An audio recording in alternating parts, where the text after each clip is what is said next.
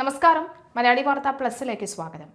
യുദ്ധത്തിൽ വമ്പൻ ട്വിസ്റ്റ് നടന്നുകൊണ്ടിരിക്കുകയാണ്. ട്രംപ് പറയുന്നു, ഞങ്ങളിതാ വിജയിച്ചിരിക്കുന്നു, എൻ്റെ ലക്ഷ്യം എന്താണോ അത് കണ്ടു കഴിഞ്ഞിരിക്കുന്നു.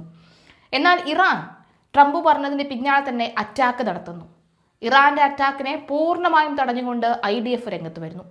എന്തൊക്കെയാണ് സംഭവിക്കുന്നത്? ചർച്ച പരാജയപ്പെട്ടാൽ ഇറാനെതിരെ സൈനിക നടപടികൾ ശക്തമാക്കാൻ ഒരുങ്ങുന്നതായി US പ്രസിഡന്റ് ട്രംപ് പറയുകയാണ്. ഇറാനെ ശിലായുഗത്തിലേക്ക് തള്ളിവിടുമെന്നും ട്രംപ് മുന്നറിയിപ്പ് നൽകി. പ്രധാന സൈനിക ലക്ഷ്യങ്ങൾ നേടുന്നതുവരെ US സേന പ്രവർത്തനങ്ങൾ തുടരുമെന്നുമാണ് ട്രംപിന്റെ അവകാശം.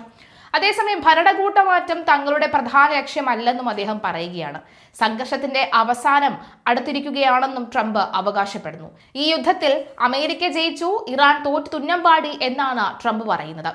ഇറാന്റെ സൈനിക ശേഷി തകർന്നതും ആണവായുധങ്ങൾ ഇല്ലാതാക്കുകയും ചെയ്യുന്ന ഉൾപ്പെടെയുള്ള ലക്ഷ്യങ്ങളിലേക്ക് US അടുക്കുകയാണ് എന്നും ട്രംപ് പറയുന്നു. കഴിഞ്ഞ മാസത്തെ സൈനിക നടപടികൾ ഇറാന്റെ സൈനിക അടിസ്ഥാന സൗകര്യങ്ങളെയും നേതൃത്വത്തെയും ഗണ്യമായി തന്നെ ദുർബലപ്പെടുത്തിയെന്ന് ട്രംപ് അവകാശപ്പെട്ടു. അതേസമയം ആണവായുധങ്ങൾ വികസിപ്പിക്കാനുള്ള ശേഷി ഇല്ലാതാക്കുക എന്നതിനാണ് മുൻഗണന നൽകുന്നത് എന്നും ആവർത്തിച്ചു.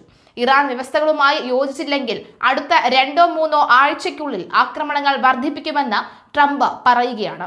രാജ്യം US ലക്ഷ്യങ്ങൾ നിറവേറ്റുന്നതുവരെ സൈനിക സമ്മർദ്ദം തുടരുമെന്നും ട്രംപ് കൂട്ടിച്ചേർത്തു.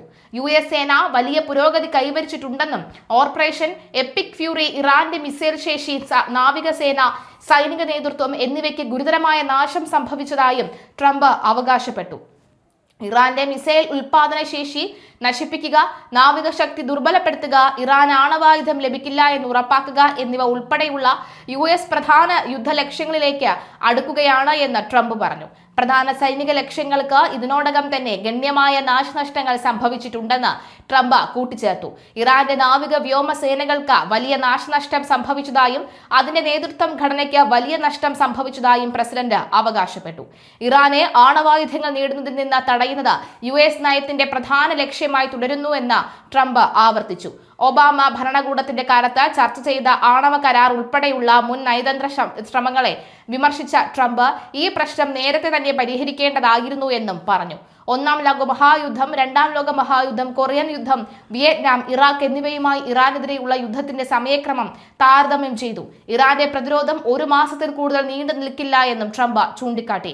ഹോർമോസ് കടലിടുക്ക് വഴി എണ്ണക്കപ്പലുകളെ ആശ്രയിക്കുന്ന രാജ്യങ്ങളോട് ഹോർമോസിനെ സുരക്ഷിതമാക്കുന്നതിൽ കൂടുതൽ പങ്ക് വഹിക്കാൻ ട്രംപ് അഭ്യർത്ഥിച്ചു.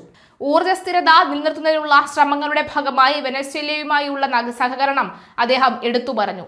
പങ്കാളികളുടെ സ്ഥിരതയും സുരക്ഷയും ഉറപ്പാക്കുക എന്നതാണ് USന്റെ സൈനിക ഇടപെടലിന്റെ ലക്ഷ്യമെന്ന് പറഞ്ഞ ട്രംപ് സഖ്യകക്ഷികൾക്ക് നന്ദി അറിയിക്കുകയും ചെയ്തു.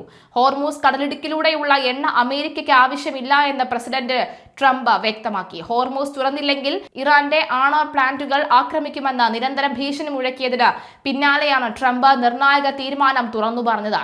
ഹോർമൂസിലൂടെയുള്ള എണ്ണ ആവശ്യമുള്ള രാജ്യങ്ങൾ അവർക്ക് വേണമെങ്കിൽ അത് സംരക്ഷിക്കണമെന്നും പിടിച്ചെടുക്കണമെന്നും ട്രംപ് വ്യക്തമാക്കി.